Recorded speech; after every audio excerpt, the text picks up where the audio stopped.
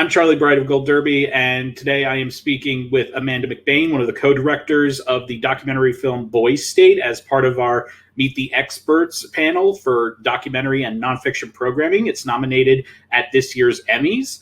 It's a compelling documentary. Were the 4 or 5 young men that you followed in the film the only ones that you chose specifically to chronicle, or did you follow others who were attending that year's program as well? Great question. Hello. Thanks for having me, by the way, Charlie. We followed, the pre-production for this was probably the most extreme we've ever done, just because we knew that in going into filming this, we really only had one shot to capture the movie in a week. And in so doing, we knew we needed to find the people we're going to immerse ourselves with, and they needed to be great.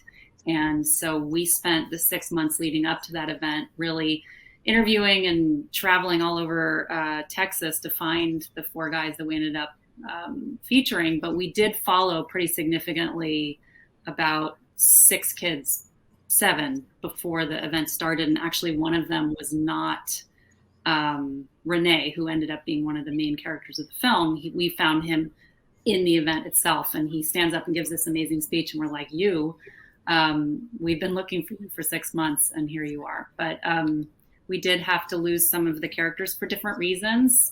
Some kids, they're very into the idea of being filmed, and then suddenly you have a camera on them in the middle of an event where there's 1,000 other kids, and they got very self-conscious, and that would, that's not going to work for them, and that's not going to work for us. So we had to pivot. Some didn't do well in the elections, so we kind of had to phase out with them too. So it's a little bit brutal, but I think it worked out. You showed what the 4 central characters had been up to since they were a part of Texas Boys State. But I'm curious as to whether you have kept up with them in the midst of everything that's going on now, including the pandemic, the election, even the Capitol riot.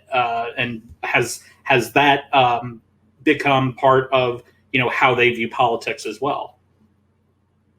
Well, part of the joy of this film really was that they were 17 when we made the film. And so they were already at a transformative moment, right, in growing up, both as, humans, but as in their political identity. And then, of course, we all know what we've been through, all of us, in the last year. And it was incredible, I think, to watch their experience and watch them grow within the event, the Boys State event, but then to share with them the growth they've gone through in sharing this film with people, especially during the year we all had, the election year of last year, to use the film as a text to have these conversations about democracy and what it means to them. And they're all incredibly different, both politically and also just in what they're doing with their lives right now.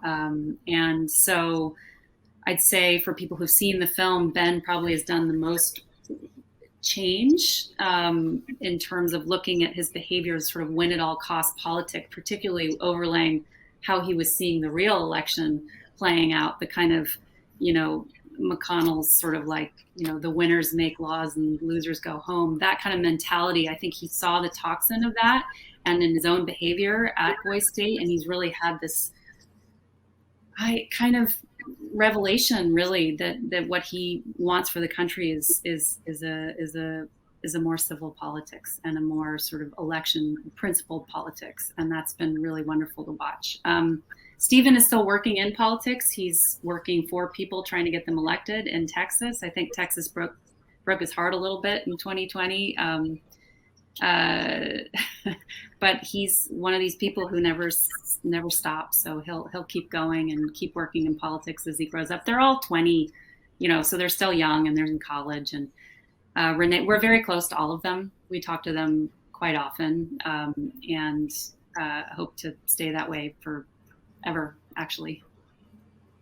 Were you familiar with the Boys State program prior to the start of the production on this film? I wasn't. I didn't go through the program. There's a girls' state equivalent, and the program's ancient. It's been going on for 80 years in every state. I grew up in California, Jesse and I both, and neither of us went through it, probably because once upon a time it did and still does skew a little conservative, and I just didn't grow up that way in San Francisco, and neither did Jesse. But Jesse knew of the famous photograph of Bill Clinton shaking hands with JFK. He knew what that was, but I think he didn't think the program still existed because it seemed kind of antiquated.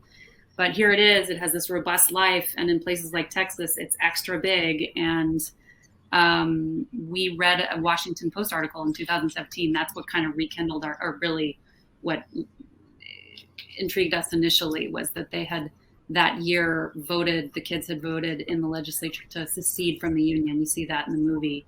And we thought, well, that's kind of funny, but also kind of telling of something else that's going on as a reaction to the 2016 election. What is that? Can we go there into this space where people of very different politics are forced face to face to have conversations and build government together?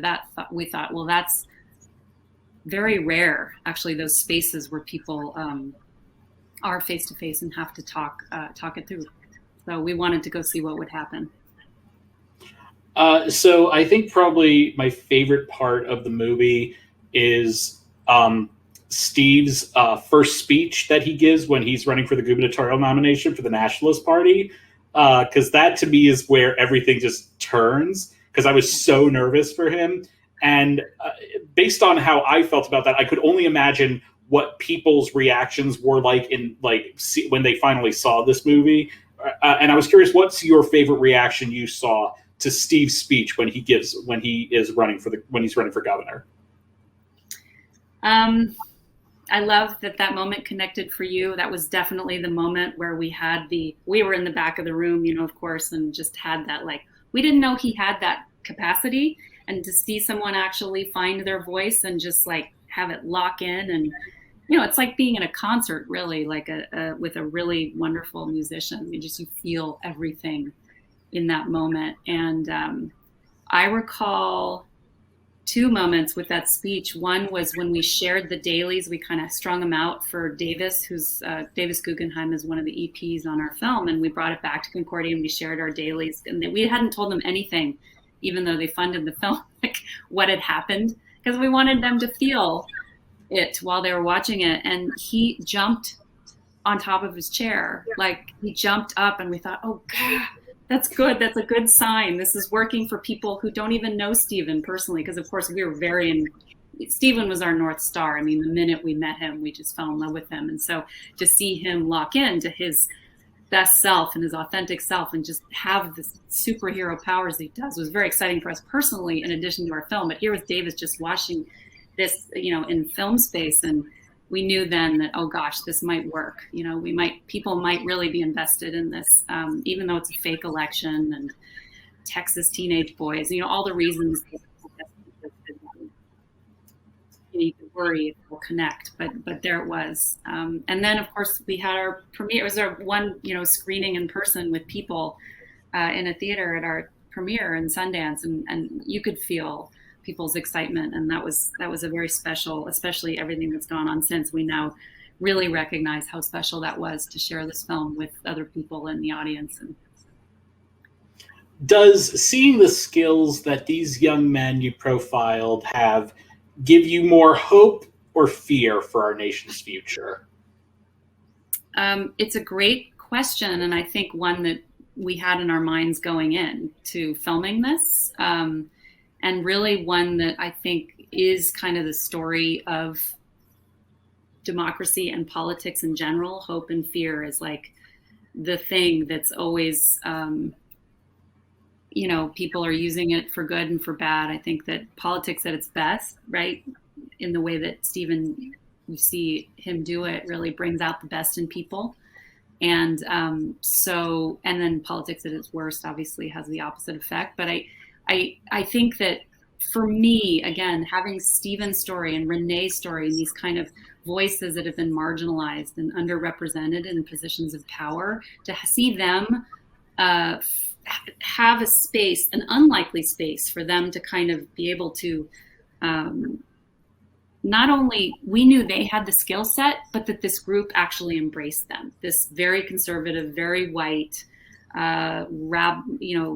very unruly group actually supported and fell in love with them. Obviously, Renee had a lot of challenges that were thrown at him, but he persisted. And I think that those two kids, and the fact that both Ben and Robert have also gone through a lot of the crucible, really, which is what the Boys State really wants of the kids. Like, the underdogs win and the overdogs sometimes lose. That's a real life lesson. And I think ultimately there's a lot to worry about with our democracy. We all worry about it every day. Events like January 6th double down on why we should all be incredibly worried about our divided country.